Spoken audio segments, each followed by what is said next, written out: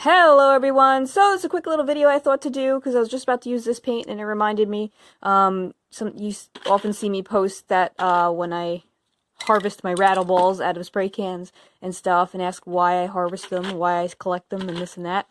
And I figured I'd show you, just explain how I do it and why I do it.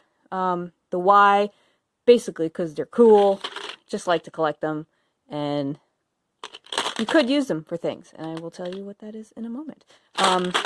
Most of these light green ones are from Dull Coat. I think these dark ones were from Krylon or something. I'm not sure, but you can see there's like slight variations. It's just fun. It's like collecting marbles. Also, though, another good thing that these are for mixing paint. So this here, this was like an energy type shot thing of like fruit juice. I don't know. But they make great little paint bottles for paint mixes. So I have a white mix in here that I use quite often now.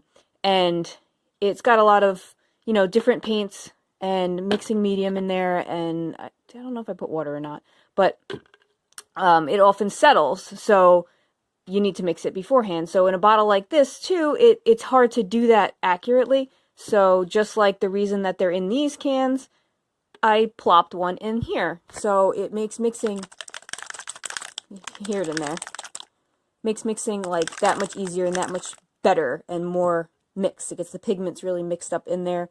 So it's a great use to use these. They sell little steel balls and glass balls and stuff like that, but I mean, I already paid for it in this thing, so I'm going to keep it.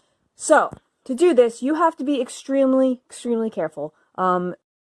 Disclaimer, I will not be held responsible if you hurt yourself doing this, so do this at your own risk if you decide to try this out. It can be dangerous to do, but if you do it right and safely, it should be okay. But again, I am not responsible if you hurt yourself. Do this at your own risk. Do not do this without a parent's supervision. If you're young, have your parents do it if you really want to do it. It can be dangerous if you don't do it properly. So what you do when you're done with one of these, sit there and spray as much of the air out as you possibly can. All different angles, shake it up, let it sit for a little bit, and keep spraying. So once you really can't get much air out of it, still doesn't mean there's not any air in there. So it's still wise to be safe, wear gloves, goggles, all that sort of thing. So once you have all the air you can possibly spray out of this thing, I like to take a bottle opener. Like, it reminds me of opening those, like, juices from when you're in, like, school. Although, I don't know if they do that these days. That just made me sound really old, probably. Like the old Hawaiian punch cans. Anyway, so I would do that. Sorry, I'm trying to hold this while I do this.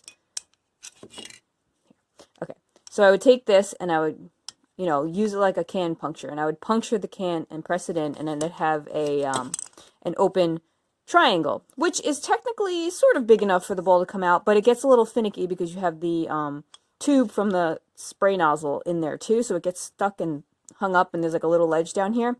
So you'd poke that in and make a hole, and then I take what these are, I think they're like tin snips or like gardening snips type thing, and I just simply like cut a bigger hole in the can for the ball to come out. Definitely wear gloves.